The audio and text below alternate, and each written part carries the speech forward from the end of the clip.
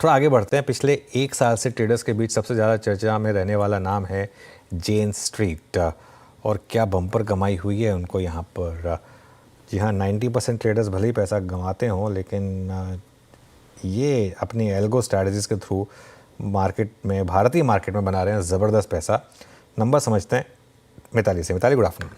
Good afternoon. तो Jane street पर अब सेबी का जो शिकंजा है वो मंडरा रहा है और इन पे आरोप है कि इन्होंने डेरिवेटिव ट्रेडिंग्स में कुछ तो गड़बड़ी करी है। जेन स्ट्रीट ने 2024 में भारत से करीबन $230 करोड़ की कमाई की थी, जो कि इनके पिछले साल की कमाई के मुकाबले 2.3 टाइम्स ज़्यादा है। ये कंपनी इक्विटी डेरिवेटिव ट्रेडिंग में काम करती है और पिछले 5 सालों में देखें तो इसका इंडियन मार्केट में जो कारोबार है करीबन 11 टाइम्स बढ़ता हुआ नजर आया।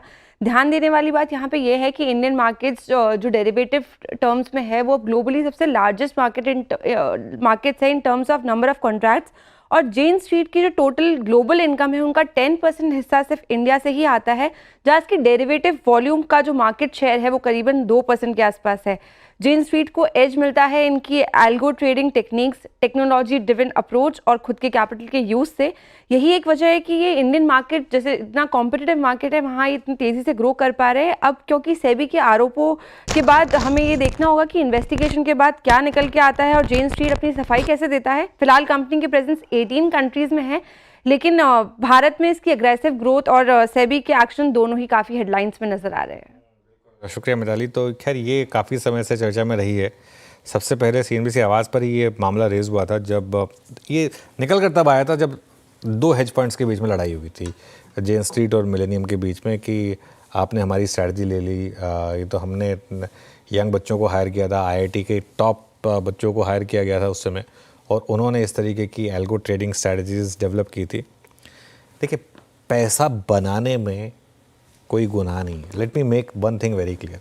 मैंने तब भी कहा था ये कि अगर जेन स्ट्रीट ने पैसा बनाया है, और भले ही वो भारतीयों के एक्सपेंस पे बनाया हो, अगर एज लॉन्ग एज रूल में रहते हुए बनाया पैसा, कोई दिक्कत नहीं। रूल ब्रेक किए तो अलग बात है। रूल के अंदर रहते रहते एल्गो ट्रेडिंग करके अगर उस तरीके से पैसा बनाया तो ठीक है।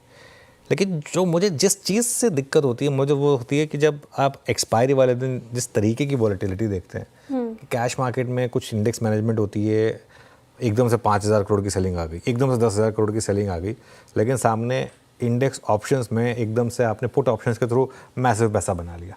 ऐसा कुछ, अगर ऐसा कुछ है तो, और वो स्पिरिट के अगेंस्ट है मान लीजिए, तो वो थोड़ा सा आपको देखना होगा। बट अदरवाइज जैसे मैं कहा कि पैसा बनाना गुनाह नहीं है। मार्केट में आप आती पैसा बनाने के लिए।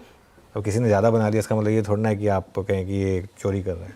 ठीक है, उसने अपनी काबिलियत से बनाया होगा। लेकिन जैसा कह रहे हैं कि अभी थोड़ी सी जांच होगी, उसके बाद पता चलेगा।